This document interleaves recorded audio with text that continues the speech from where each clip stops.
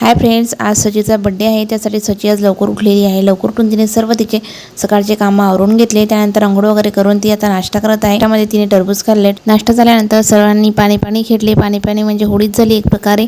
सर्वांचं पाणी खेळून झाल्यानंतर सर्वांनी जेवण वगैरे केले आणि सर्वांनी थोडा वेळ आता आराम केला.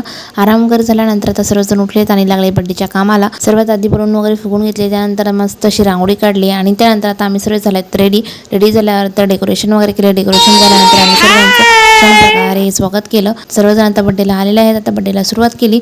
सर्वात आधी ऑप्शन वगैरे केलं. त्यानंतर केक कटिंग झाला. केक कट केल्यानंतर सर्वांनी बारी शचीला केक भरवला. सर्वांनी शचीला छान असे आशीर्वाद दिले, बड्डे विश केला आणि आता सर्वजण करत आहेत नाश्ता. नाश्त्यामध्ये छान प्रकारे चिवडा आणि सोनपापडी असा मेनू ठेवलेला होता. तर सर्वांनी मिळून चिवडा आणि सोनपापडीचा नाश्ता केला. सोबत शचीने सुद्धा भरपूर केक खाल्ला. सचीला तर केक भरपूर आवडतो. छान प्रकारे केक एन्जॉय करत ती सर्वांसोबत नाश्ता झाला. नाश्ता झाल्यानंतर परत शेवटी सर्वजण आलेत शचीला बाय करण्यासाठी.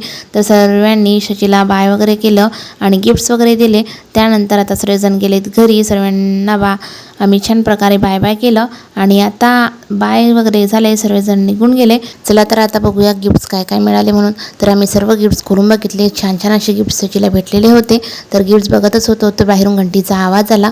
तर बाहेर आलाय पाणीपुरीवाला. तर आम्ही चाललो तर पाणीपुरी खायला. पाणीपुरी खाल्ली.